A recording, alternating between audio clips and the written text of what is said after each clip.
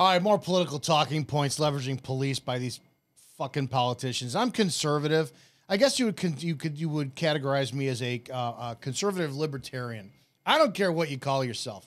I don't care what you label yourself as. I really don't care. I've got my views, but don't force them down your throat. Don't force them down my throat. This one, I just saw this, and I'm calling her out on this one because I think half the time these politicians on both sides just looking for a fucking soundbite. Marjorie Taylor Greene tweets out on October 30th, 10:30 a.m., cannabis is linked psychosis. Oh, I'm sorry.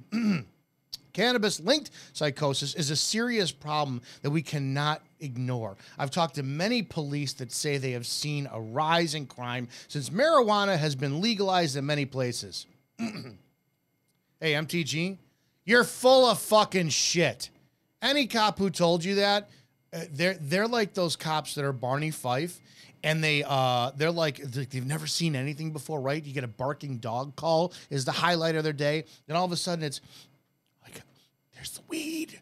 There's weed. Oh my God. I'm gonna tell you something. So I worked in an area that was in between Milwaukee and Chicago, right? Northwest suburbs of Chicago. And, you know, when I first tested there, I was an anomaly. I got hired for 4 weeks after I dropped off my first application. And my uncle, who was a lieutenant down at the Cabrini Green firehouse in Chicago from the 70s and the 80s, looked at me after he found out where I was going. He's like, do you know where you're going? I'm like, no, I not really, whatever.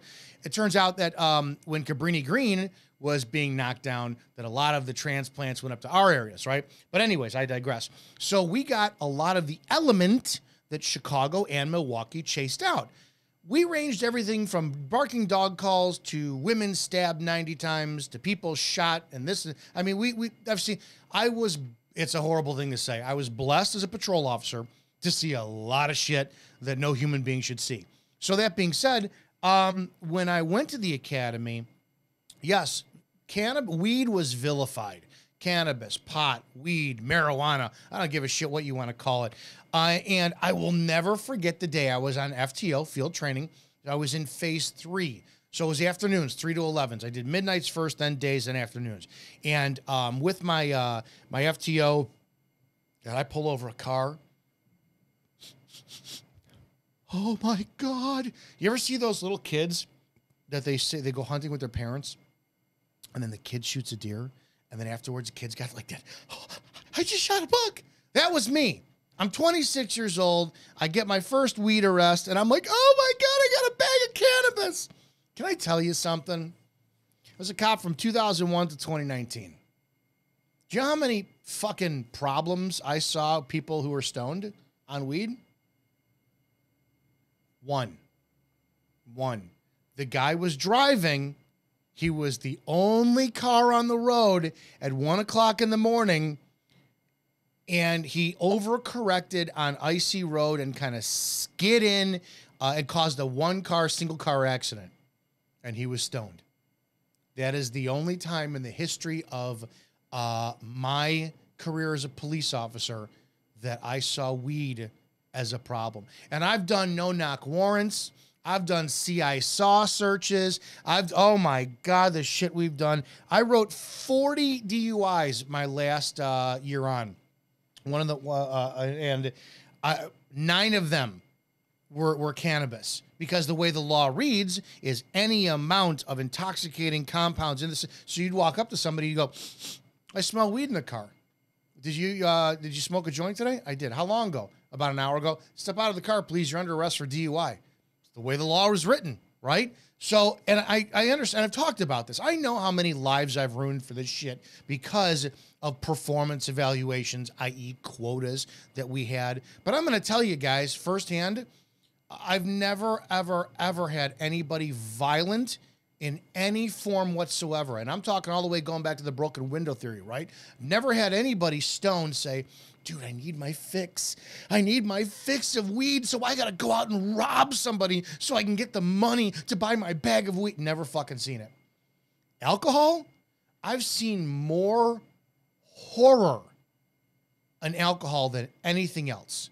And that includes coke, heroin. People shoot up and then they're just, they're passed out in their car.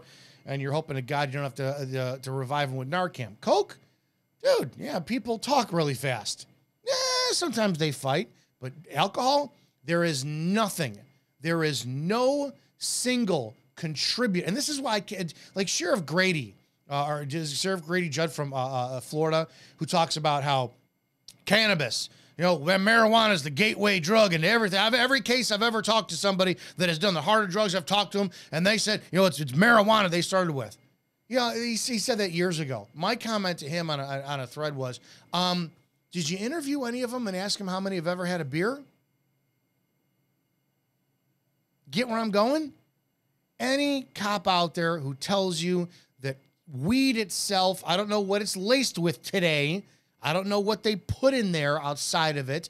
That could be a problem. But if Marjorie Taylor Greene is going to say cannabis-linked psychosis, you mean the people who get stoned and want to eat, or the people who laugh like crazy, or the people who slow down and just take time to literally smell the roses? That is a fucking lie for political cases coming up during the midterms. And it's a damn shame that somebody like that has to say that. So I'm going to tell you flat out, in my 2 decades in law enforcement, I've never seen weed, cannabis, pot, marijuana, Mary Jane, grass, the devil's lettuce, call it whatever you want to call it. I have never seen cannabis or any of that stuff cause the problems that any politician claim it does.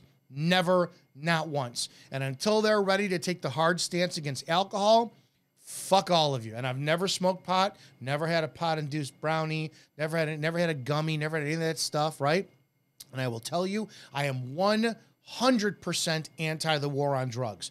I will my qualifications, or my views are, I will say I don't believe in legalizing the drugs, but I believe in decriminalizing them, because I don't know what the ramifications would be in our world if we did legalize them. But I do know that we need to stop taking people to jail for victimless crimes. If people want to get stoned, if they want to get high, if they want to do all this shit, and we're going to legalize booze, then I think that we need to stop arresting them, period.